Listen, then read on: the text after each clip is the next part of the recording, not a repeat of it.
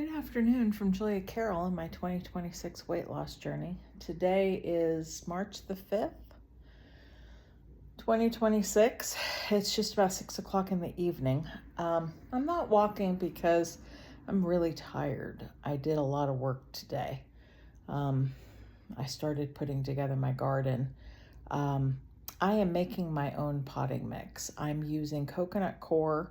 I have them in compressed bricks, so I'm putting water to them, hydrating them. Then I'm adding some steer compost, perlite or vermiculite, a little bit of worm castings, some balanced, it's called Plant Tone organic fertilizer, along with a little micro something or other beneficial, some sort of something I'm sprinkling in there. So the reason I'm not walking is frankly, I'm really tired. Because in putting together my own potting mix, I had this brilliant notion of getting myself a couple of 5-gallon buckets to put the coconut coir bricks in, put the water in, let it expand, and use it from there, and put it in my dump cart where I could mix the ingredients together. It's a kind of 1-to-1-to-1 ratio. And well, I had this brilliant idea. I'll put 3 coconut coir bricks side by side in a 5-gallon bucket. And let me just say that does not work, because I didn't even think about it, but the coconut coir kind of decompresses outward the way I had it situated. So you have 3 bricks pressing outward against each other, and it made such a suction vacuum in the bottom that it sucked in the sides of the 5-gallon bucket and couldn't expand, couldn't release. It was like cement in the bottom of that bucket. And of course, to get it out, I actually had to take a flathead screwdriver and just repeatedly knife it, dig it in there. And I spent probably 30 to 45 minutes doing that. And let's just say that has tired me out. I'm like, note to self, never do that again. Start with 1 coconut coir brick, let it expand, and then add more or whatever. But I was trying not to do it. I was trying to make more than I needed. And it tired me out. But I have 1 entire green stalk filled up. That's 3 tiers of a green stalk. And I have more of the coconut coir that has been hydrated. It's in the 5-gallon bucket. There's supposed to be no rain tonight. It'll be a nice evening, and tomorrow will be fine. So I have it sitting in a 5-gallon bucket. It's already hydrated. So tomorrow, after I get done in the morning with the errand I have to run, I'll come back and I will put together the 2nd green stalk. And I may not actually begin planting, but I'm getting the soil in the green stalk with the fertilizer, water it a couple of times, and then maybe Saturday, Sunday, maybe sometime next week, I will plan on planting my what I want to plant. I have to kind of figure out what I want to plant. I don't know what I want to plant. I will say I do know one thing I want to plant, and it's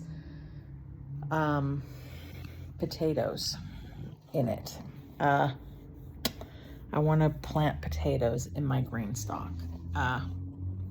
So I have some potatoes that are sprouting, so I'll probably plant those in there, pretty deep in there. So I might actually do that tomorrow, just to get them in there.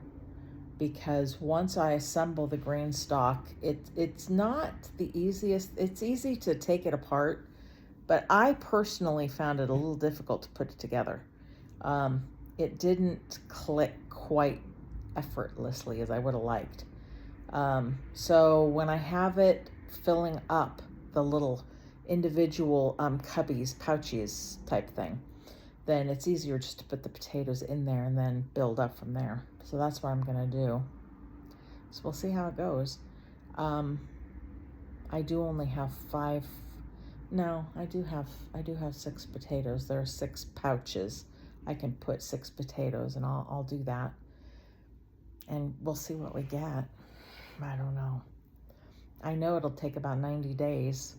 So planting, and it should be ready by June, mid-June, late June.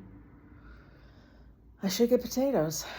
And then the grain stalks are going to have things like flowers, because I do want to bring in pollinators, because tomorrow I am going to plant some seeds for the crookneck squash I have, and do some other seeds I have, and to transplant. I know you can direct sow those, but I thought, let me just, I don't know, grow them from a seed for 25, 30 days and then transplant it into a 7 to 10 gallon grow bag and see how it works. So the main things I'm growing are very dwarf tomatoes, crookneck squash, snap peas, bush green beans, potatoes, and carrots. But I also am growing basil, thyme. I have some marigolds that I'm trying to grow. I have some zinnia. I have sweet alyssum that I'm going to try and grow. And all that is to bring in pollinators. Now, how's my food going? My food's going well. My blood sugar has been good. My ketones are fine. I'm just really tired. So I can't say I'm really all that enthused right now. I'm tired. Gardening is surprisingly physically demanding. Those bags of steer manure are not lightweight, and those green stalks, when they're full, are not light. All that stuff, it was a lot of bending. I have a dump cart that I was putting all the ingredients for the potting mix in, and let me just put it this way, it's not easy, and there's a lot more work involved than one would think. But I'm glad to be doing it. I did weigh today, and I think I weighed 297.6. So that's about a pound less than last week, which is just about what you want to be. About a pound a week is a good measure, because you're still losing, you're still getting in the swing of, low blood sugar, not low, but lower blood sugar, not a lot of insulin. But it's very manageable. I'm eating normal food. I happen to see there's that podcast, Diary of a CEO or something like that, and there was a guy talking about sugar and how bad processed food and sugar is for the body, and not just the body, the brain, the very mechanism of the brain. And he said something that was kind of interesting. I don't remember this doctor's name, but he talked about when the brain is inflamed, it's hard to love. And it got me to thinking about, I can't remember, it's either Paul or Peter in the New Testament who mentions, I think it's Paul, that mentions the love of many will grow cold at the end times. And I started thinking, the mechanism of that, I always kind of thought that was just that people spiritually were not in tune with God. And so therefore, because they were sinning more, they were, far from God. So the love of God's not in them. So their love grows cold, which I think is true. But then it also got me thinking, if we're living in a day and age where the bulk of the food we're eating seems to be a lot of processed foods, and the processed food seems to be having a very deleterious effect on the mind and body of most people, then it stands to reason that possibly the reason the love of many will grow cold is not just because of sin, but because the body isn't getting what it needs physically, because the food we're feeding it is just not really food. It's a lot of junk food that's psyching the body out, so it's making the brain inflamed, and it's just not helping us. Because I know that as I've, delved deeper into scripture and doing the right things, the things God wants me to do, He's very much wanting me to eat right, exercise, worship Him, do these things that help combat stress, that reduce the cortisol and the insulin spikes in the bloodstream, and eat whole foods, not processed foods. He doesn't want me eating sugar. I can tell you that right now. Jesus is like, nope, no sugar for you. So He wants me eating whole foods, wants me eating lean meats, sometimes even a little fatty meat. But He wants me eating things like my crookneck squash I'm going to be growing, and tomatoes, and, cucumbers, and having a salad, and not grabbing, a TV dinner or popcorn or cookies or ice cream. It's like, eat real food, cook it. And could it be that He's trying to get me to heal my body through some of the things I'm eating, which I think is very possible, because He doesn't like it when I eat junk food. I don't like it either. It hasn't done anything for my body and anything good. So I just found that very interesting to watch, that many of the things that I was attributing more to spiritual, and I think there definitely is a spiritual component to end time things and the increase in wickedness. Satan and his minions are on the move, no doubt about it. We are approaching more of the end of the age than it's ever been. But it would stand to reason. God made the human body. He knows how it works. He knows how all the hormones work. He knows how He knows how food affects the body.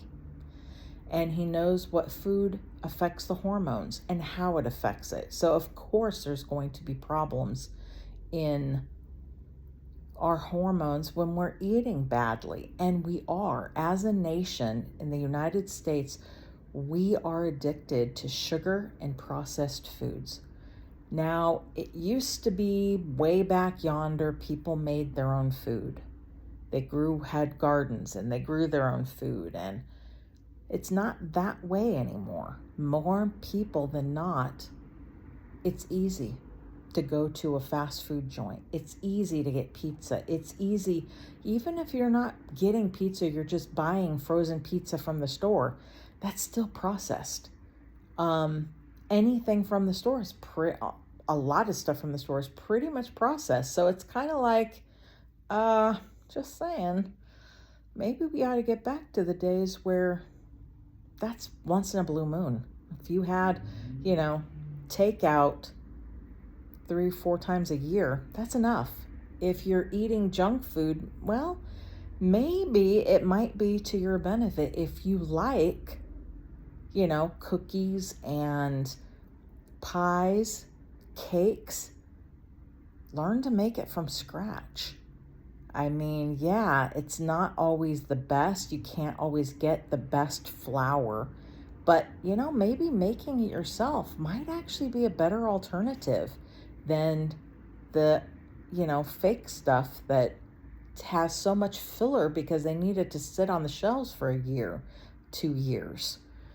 People have stuff in their pantries that's 5 years old. I'm thinking real food I don't know that food should be able to last for 5 or hell, 25 years. Not entirely sure. I think it's a good idea that food can last 25 years. I have a little problem with that. I don't want to starve, of course, but I don't know that we should be eating things that can last 25 years. That might not be a good thing. So I think processed food has its place, and in a crisis, grid down, power out, and yes, canned beans, canned chicken, canned stuff is your best bet. But that's not where it is right now. We have the ability to get real food. It just takes some effort and work. And in some respects, it takes the ability to get it, but it also takes some money to buy it. It's not cheap. That is the other problem. Processed food is less expensive.